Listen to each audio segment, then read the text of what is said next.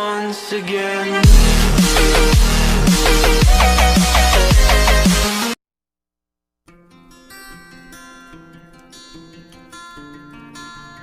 Bapak Camat Medan Labuhan, Bapak Rudi Asriandi, SISDP, tokoh masyarakat, tokoh adat, tokoh agama, tokoh pemuda, dan Bapak Ibu hadirin sekalian, warga Komplek BPN lingkungan 11 Kelurahan Besar. Pak Lurah Besar,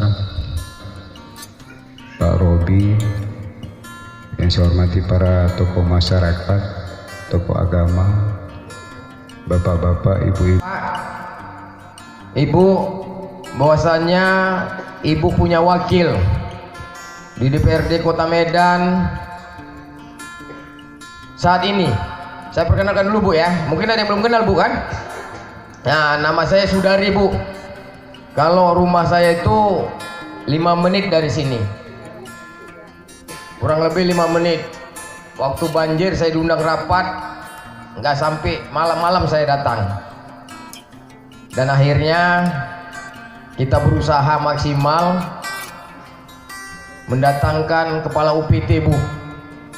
Kepala UPT menceritakan, dan akhirnya juga Pak Camat yang mengeksekusi.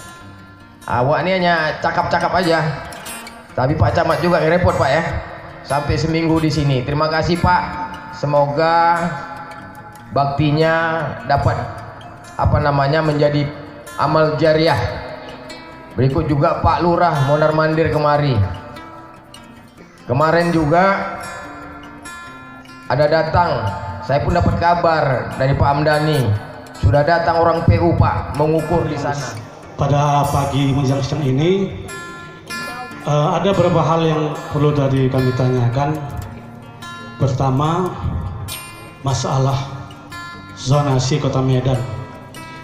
Kita mengetahui bahwa beberapa minggu yang lalu di Kecamatan Medan Labuhan khususnya ini besar ya, kita merasa musibah banjir. Banjirnya luar biasa Pak. Di rumah saya itu 2 hari airnya baru keluar, itu pun dikuras. Jadi dengan adanya sosialisasi peraturan zonasi yang dilaksanakan pada pagi hari ini, kami warga lingkungan 11 Desa Besar ya, Kecamatan Medan Labuhan, meminta kepada Bapak Ketua Bapak DPRD Kota Medan dan sejajarnya agar dapat menyampaikan ini Pak, karena di sini sejak 92 saya di sini Pak, sampai 2010 belum ada banjir, masih aman-aman aja Pak. Tapi setelah itu dengan banyaknya bangunan-bangunan yang ada di kecamatan ini, sehingga resapan air yang ada berkurang, sehingga menurut kami inilah penyebabnya Pak. Satu, yang kedua ada paret di situ Pak, paret. Ada paret dari Pak Sudari ini memang betul-betul paten, saya akui. Kita sering jumpa di perwitan, di Gang Manggis ataupun apa. Memang Bapak bukan pilkada atau pilkab Pak. Bapak yang betul-betul anggota DPR. Ya, karena Pak kalau pilkada gini Pak, orang sering pakai pilkada pilkab Pak. Kalau pilkab lupa dia jadi. Iya Bu ya. Karena aku nggak pernah pakai. Tapi kalau pilkada jadi lupa Pak. Tapi alhamdulillah Pak Sudari ditelepon datang rapat, alhamdulillah.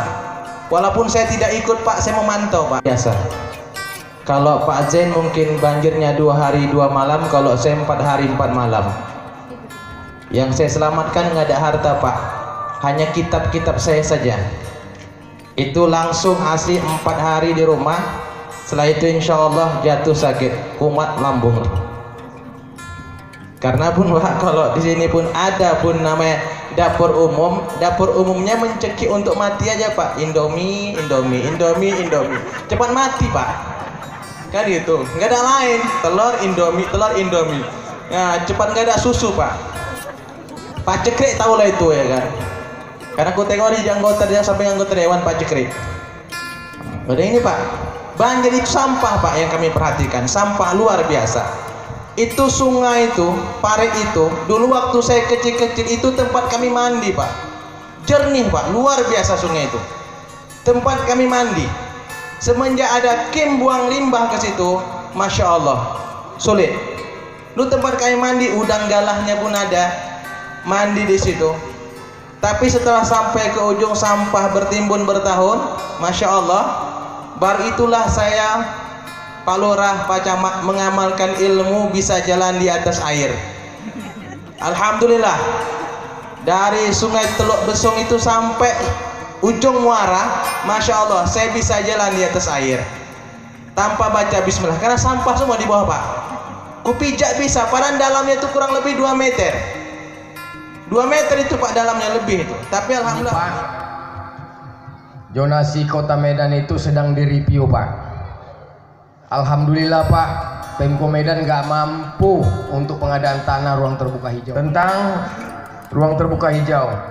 Kemudian tentang daerah resapan, memang benar. Ini sekalian ini menjawab pertanyaan Pak Sagala. Perda ini diterbitkan Pak tahun 2015. Kita juga waktu itu belum DPR. Kita juga nggak pernah diminta masukan. Berubahnya daerah tersebut menjadi daerah industri. Ini Pak persoalan. Kita nggak tahu dosa siapa itu Pak yang telah merubah. Dan sekarang persoalannya itu emak-emak lingkungan 14 kemarin demo sampai tidur di bawah truk dan itu viral. Itu dampaknya sekarang.